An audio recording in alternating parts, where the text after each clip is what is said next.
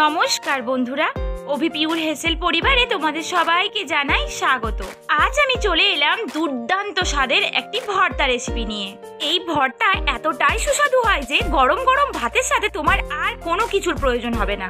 এখন কম দামে বাজারে প্রচুর পরিমাণে পটল পাওয়া যায়। একঘেয়ে পটলের তরকারি খেতে খেতে নিশ্চয়ই বোর হয়ে গেছো, তো তোমাদের জন্যই এই সুন্দর রেসিপি।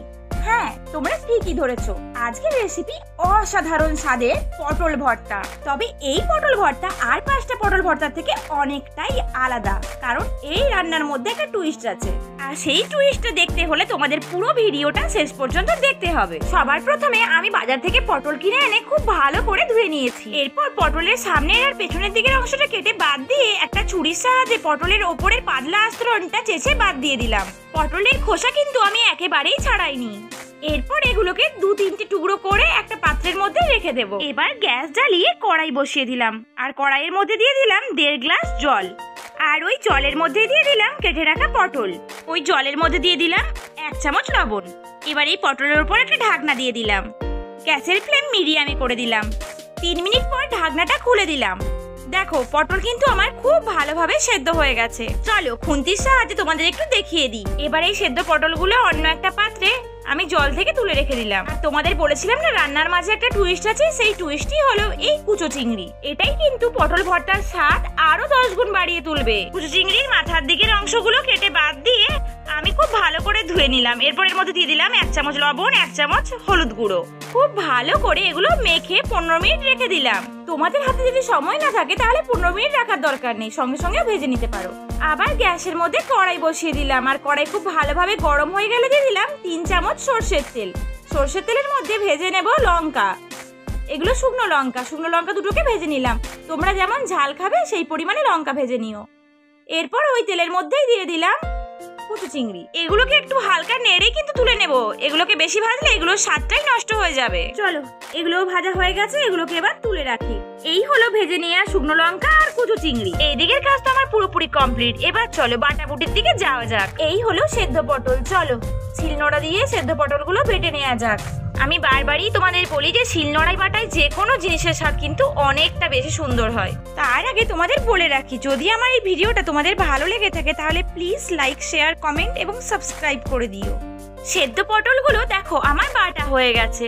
আমি প্রথমে সেদ্ধ পটলগুলো নোড়া দিয়ে থেদলে নিয়ে বেটে নিয়েছি। এরপর আমি নিয়ে নিলাম ভেজে রাখা কুচো চিংড়িগুলো, আর এগুলোর সঙ্গে আমি শুকনো লঙ্কাগুলো বেটে নেব। তাই 2টো শুকনো লঙ্কাও নিয়ে নিয়েছি। দেখো, খুব সুন্দর করে সব একসাথে বেটে নিয়েছি। এই রেসিপি বানানোর জন্য আমি পটল আর কুচো চিংড়ি ছাড়াও নিয়েছি 2টো কাঁচা লঙ্কা, একটা গোটা পেঁয়াজ, 8-9 কোয়া রসুন আর টমেটো। আমি এখানে অর্ধেকটা লাল টমেটো নিয়ে নিয়েছি। চলো সবার প্রথমে ছোট ছোট টুকরো করে আমি টমেটো কেটে নিচ্ছি। এরপর রসুন আমি একেবারে ছোট ছোট টুকরো করে কেটে নেব। লাল লাল টমেটো আর রসুন কেটে নেওয়ার পর আমি পেঁয়াজ আর কাঁচা লঙ্কাও কিন্তু একইভাবে টুকরো টুকরো করে কেটে নিয়েছি। এরপর গ্যাসে আবার কড়াই বসিয়ে দিলাম। কড়াইয়ের মধ্যে আগেই কুচো চিংড়ি ভাজার একটু সামান্য তেল ছিল, তাই এর মধ্যে আরো 5 চামচ তেল অ্যাড করলাম।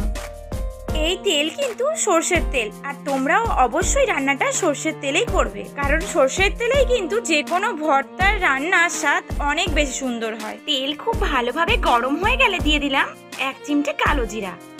এরপর দিয়ে দিলাম রসুন কুচি, পেঁয়াজ কুচি, টমেটো কুচি, আর সবশেষে দিয়ে দিলাম কাঁচা লঙ্কা কুচি। গ্যাসের ফ্লেম মিডিয়ামেই করা আছে। এগুলোকে একটু হালকা ভেজে নেব, একেবারেই বেশি ভাজবো না কিন্তু। এবারেই এর মধ্যে দিয়ে দিলাম বেটে রাখা পটল আর কুচো চিংড়ি। খুন্তির সাহায্যে সব ভালোভাবে মিশিয়ে নিলাম।